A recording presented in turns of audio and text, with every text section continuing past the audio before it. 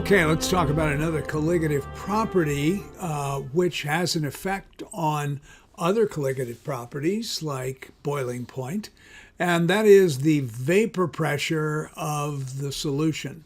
So I want you to recall from Chem 1 that when a solution of boils, let's just say this is good old H2O. And if we're talking about normal atmospheric pressure, we're talking about approximately 1 atmosphere, and that the bubbles that form when water boils will be at 1 atmosphere. All of these bubbles that you see that are coming up out of the water in a pot on the stove that's boiling at 1 atmosphere, they'll have the same vapor pressure. So the vapor pressure of the water that's in the pot will be equal to the vapor pressure of whatever the external environment is. And if that's just an open pot at sea level, that's going to be about 1 atmosphere. So just recall that the solution boils when its vapor pressure is equal to the ambient pressure, and that's just atmospheric pressure. Since solutes increase the boiling point, that means they have to decrease the vapor pressure of a solution. So here is our solution. We've got particles down here. Let me try and make them look a little more random. And because these particles that you have in the solution now, because you've got this homogeneous mixture, they disturb or increase the entropy of the solution. Or you can just think that now the solution, in terms of colligative properties, it not only has the properties of the pure solvent, it also has the properties of the solutes that are distributed randomly or uniformly throughout the solvent in the mixture. So you have a combination of the boiling point of the solvent and the boiling point of the solute particles. And so what that does is it raises the boiling point and it lowers the vapor pressure. So the vapor pressure gets lower, which causes the boiling point. That means that you have to raise the temperature of the solution in order to achieve the same 1 atmosphere of vapor pressure, okay? To get the solution to boil. And that causes an increase in the boiling point. So solutes lower the vapor pressure of a solution. We can describe that mathematically by Raoult's law, which says that the vapor pressure, this is just the vapor pressure of the solution, is equal to the mole fraction of the solvent. Now, the mole fraction of the solvent is going to be anything greater than 0.5 because by definition, the solvent component of our solution is going to be the greatest amount. So it's going to be greater than 0.5, and then times the vapor pressure of the pure solvent as if it did not have any solute dissolved in it at all.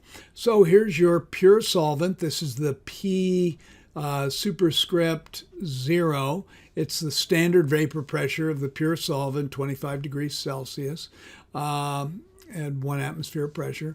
And this is the mole fraction of the solvent. And the mole fraction of the solvent, just remember that the mole fraction of the solvent will be greater than 0.5 because this is going to be the mole fraction of the solvent. It's going to be greater than 0.5 because the solvent is the greatest portion of, or the largest amount in the solution. Okay? All right. So let's move on. Here is the vapor pressure of the pure solvent. It is going to have enough energy to move some particles. Even at 25 degrees Celsius, it's going to have enough energy to move some of those particles from the liquid phase into the vapor phase, and it'll form a pressure over the surface of that solvent. Now, as soon as I start dissolving solute particles, these are the solute particles, notice a couple of things. I'm mixing solute into solvent. It increases the entropy of the solution.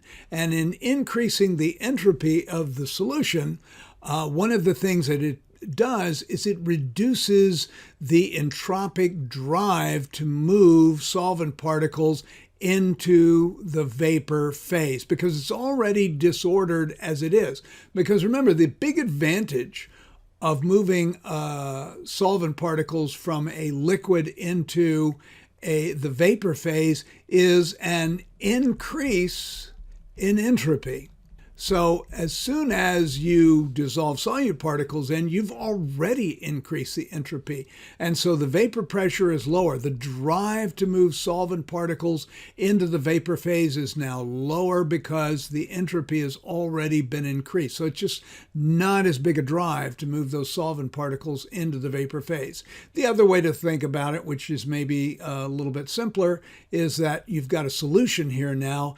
It is not simply the properties of the solvent alone, but you have this non-volatile solute that has a different set of properties with lower vapor pressure than the pure solvent. And that may be the easiest way to think about it. But bottom line is the calculation is going to be the same. If we look at the Raoult's law, for the pure solvent has a mole fraction that's equal to 1, and so 1 times the vapor pressure of the pure solvent is going to give you the vapor pressure of the pure solvent. It's just multiplying that times 1. However, as soon as this is less than 1, if it goes down, let's say to 0.9 or 0.8. Now you're multiplying the vapor pressure of the pure solvent by some decimal that is lower than 1. And so you're going to have a vapor pressure of the solution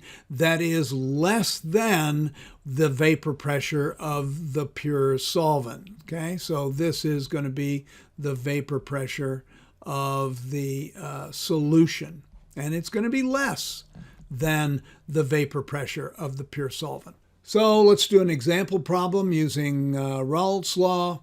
Calculate the expected vapor pressure at 25 degrees Celsius for a solution prepared by dissolving 97.4 grams of ethylene glycol antifreeze, C2H6O2, with a molar mass of 62.07 grams per mole in 453 milliliters of water at 25 degrees Celsius. The density is approximately 1 gram per mil, and the vapor pressure is 23.7 millimeters of mercury. And we're going to go ahead and figure this out in millimeters of mercury. There's no need to convert to atmospheres, although we could certainly do that at the end if we wanted to.